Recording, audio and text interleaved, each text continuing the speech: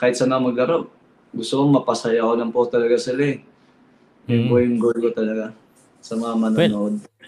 I'm sure excited yung mga PBA fans din na makita ka maglaro sa PBA. Pero ang pinakatanong na gusto namin malaman, if you can share, noong una, kala namin makakalaro ka na sa PBA, sabay may, Bro. well, nabalita naman, may contract dispute, yada yada yada. Ngayon, tapos na ang state ng Jensen Warriors at nagsisimula na ang PBA. Makakalaro ka na ba sa PBA? Yes po, para sa mga laro na. Then, for me, sure na makalaro na kasi napag-usapan naman po namin yun. Then, which is tinapos ko naman po na maayos yung sa team ko, which is Jensen. Then, nasa contract naman din po yun na if malaglag yung team namin. Pero yung contract ko talaga po if hanggang December. Pero once na malaglag yung team, all goods na po. So, pumayag na sila, okay na, makakalaro ka na.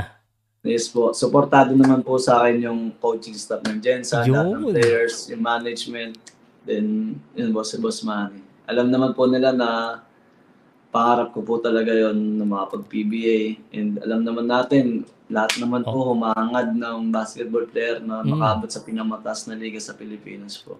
May date na ba? Baka pwede mo i-share kung kailan ka pwedeng maglaro yung first game mo, meron na? Meron na po. Yung first game po namin ng San Miguel is November 15 sa Inares Antipolo po. November 15 sa Inyares. Nako, excited ako. Tatanungin kita dyan sa laro na yan. Pero, alam mo, I'm gonna go back a little bit because hindi lang yung laro mo yung inaabangan. Sana maging parang MPBL na maraming sumuporta sa November 15 sa Inyares. So, ilagay nyo na sa kalendaryo nyo. Pero, correct. Speaking of number 76, hinawakan mo kasi yung jersey ko na gusto ko lang, anong number ba yung susot mo? 76 po. 76 talaga? Yes po. Oh my goodness, talagang ginawa mo ng ginawa mo ng motivation. Yes po, motivation po sa akin, sobrang special po sa akin yung araw na yun and yung number po na yun. Kaya bibit-bitin ko po yun. Talaga. Wow. Every day it will remind you 76. Grabe. But no, there's a positive and a negative I will share to you being with SMB. You have a lot of stars, nandiyan dyan lahat ng mga bigatin na players. Yes, ang problema, paano kaya makakalaro ang Kid Jimenez? What's your expectation? Parang ang lalim ng SMB. Yes. Ano kayang opportunity? And what's your expectation now that you're with SMB na sobrang, parang pang ilang ka ba? Na, alam mo na, sinabihan ka na kung ano ka, pang ilang stringer ka? Pangatlo po. Kasi ano po yun, Simon and Terence Romeo, Simon and Ciso. Then parang ako po yung pangatlong point guard. Yun po. So, how do you feel about that? Na puro star nga, daming tumutulong sa'yo, pero ikaw gigil ka maglaro, gusto mo magpakita. Anong mindset mo dito sa ganito na dati ako lagi naglalaro, ako yung nakikita nila, ngayon I have to step back? For me, naka-mindset na po ako niyan. Simula nung pagpasok ko nga, nung nag-practice na ako, yung nagkakontrata na ako sa San Miguel. Alam ko yung kumuha sa akin team, champion team, madaming magaling dyan. Andyan halos lahat ng star players. Ako, hindi pumasok sa isip ko na makipagsabayan sa kanila pagdating sa maging star player or main man.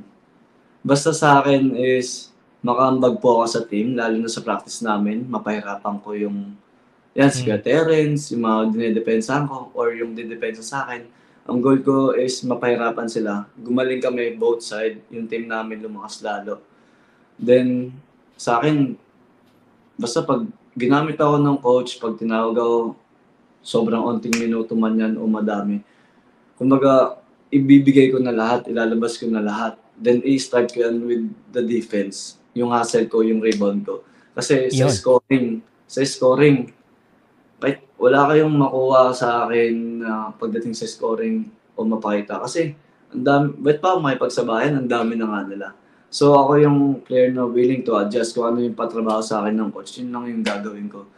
Then, para sa akin, hindi lang naman nakikita sa puntos kung tutulong ka sa team or makapag-perform ka marami naman maraming way na manalo kayo and makambag ka sa team eh. So, siguro, dun muna ako bilang role player. Then, para sa akin, susunod na lang yan eh, sa puntos. Ganun ko, yun yung Gusto ko aim ko. talaga yung mga sagot mo. Ang galing, bro. I was gonna ask you about your contribution in a stack team. And you mentioned about adjustment, you mentioned about the non-points, kahit nakilala ka sa pag-score. Um, I'm sure, pagdating ng araw, magkakaroon ko rin ng big opportunity dyan. Actually, Guys, ini-invite ko po pala kayo na supportan ang team ko sa PBA, which is San Miguel Beermen, and ang first game po namin is sa November 15 sa Inares Antipolo. And syempre, hiningi ko din po yung supportan nyo, na supportan nyo ako, yung YouTube channel ko, yung Facebook ko, which is Kit Jimenez TRX. And for me, alam ko marami akong matutulungan or ma-inspire na kabataan through YouTube and Facebook page ko.